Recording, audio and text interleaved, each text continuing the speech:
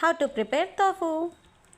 తోఫుని సోయాతో చేస్తారండి. నేను సోయాని నానబెట్టుకొని ఇలాగ శుభ్రం చేసేసుకొని తొక్కంతా తీసేసాను.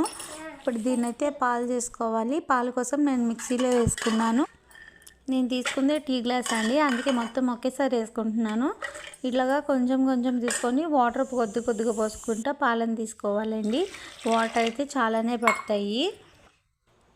సేమ్ కొబ్బరి పాలలాగే సోయా పాలు కూడా తీస్తారు. ఇప్పుడు నేను దీన్ని వడగట్టుకుంటున్నాను. వడగట్టుకోవడానికి జల్లెడను కచ్చిపు తీసుకున్నాను. నేను కొద్దిగా తీసుకున్నాను కాబట్టి నా దగ్గర చిన్న కచ్చిపే ఉంది, సో అదే తీసుకున్నాను. పోయాను కింద దిగిపోయినాయి పాలు, చూసారా. మళ్ళీ దీన్ని నేను మిక్సీ వేసుకుంటానండి. మళ్ళీ కొద్దిగా వాటర్, దీంట్లో వాటర్ ఎక్కువే పడతాయి. ఇవి పలుసగా అయ్యేదాకా వేసుకుంటాను. దీన్ని గంటితో కొద్దిగా అటు ఇటు దిగకపోతే అట్లా కలుపుకోవాలండి. తర్వాత మొత్తం ఇలాగా పిండేసుకుంటాను. పిండుకున్న తర్వాత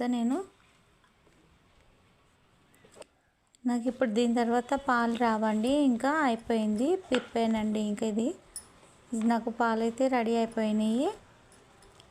నేను ఈ పాలను మళ్ళీ వడగట్టుకుంటున్నానండి.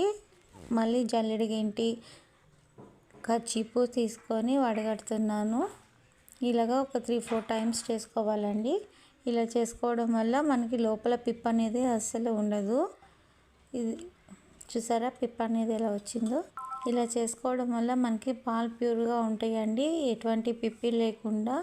దీని తర్వాత నేను స్టవ్ వెలిగించుకొని పొయ్యి మీద పెట్టుకొని పాలను కాసుకుంటాను. ఇలా కాసుకున్నాక నేను దీంట్లో వెనిగర్ వేసానండి, ఒక మూత. వెంటనే విరిగిపోయిన పాలను నేను మళ్ళీ వడగట్టుకున్నానండి జల్లెడ గెంటి కచ్చిప్తో.